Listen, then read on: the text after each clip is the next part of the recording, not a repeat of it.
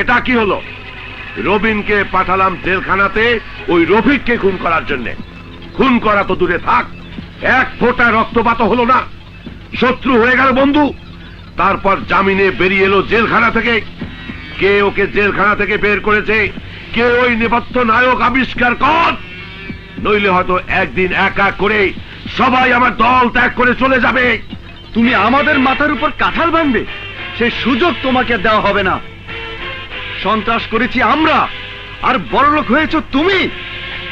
সন্ত্রাস করতে গিয়ে মরেছে আমার মতো অনেক রবিন, আর সেই লাশ নিয়ে রাজনীতি করেছো তোমরা। ওই ওই, বেশি কথা বলিস না। এই বড় বড় কথা বলার জন্য কোন হেডমাস্টারের দেখা পাইছস?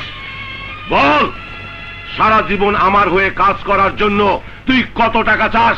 তুই যত টাকা চাস সেই টাকা আমি তোকে দেব। টাকা দিয়ে তুমি আমাকে আর কিনতে পারবে না নাদের মোল্লা।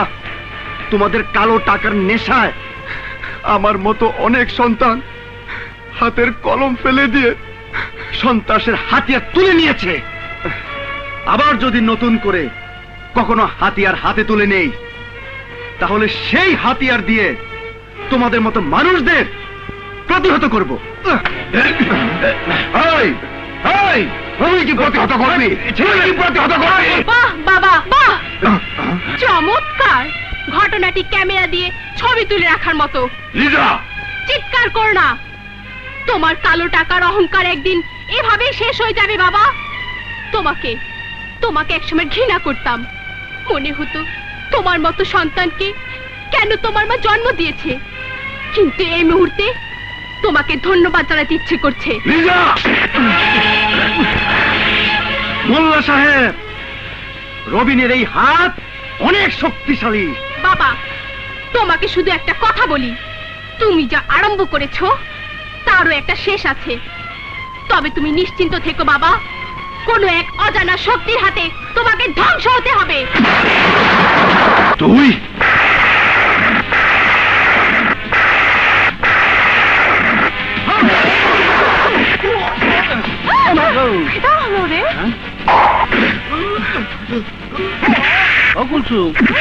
তো ঘটনা ঘটা দিতেছে অনেকটাম। পুলিশটা খবর থাম।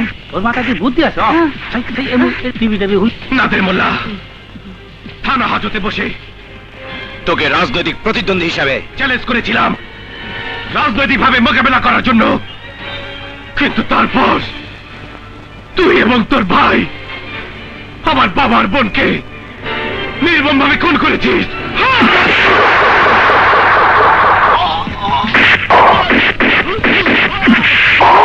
হ্যালো, তেজগাঁ থানা। বসের বাসায় হামলা হয়েছে।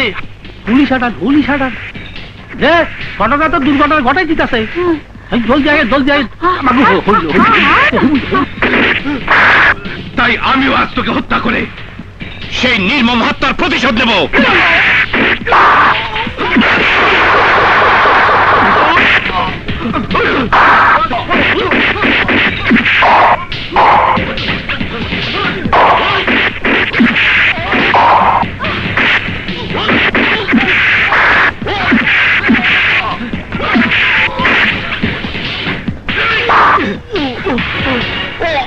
আমজাদা ভণ্ড প্রতারক, তুই আমার বাবাকে যেমন ফাঁসি দিয়ে হত্যা করেছিস, তেমনি ভাবে তোকে আমি ফাঁসি দিয়ে হত্যা করব।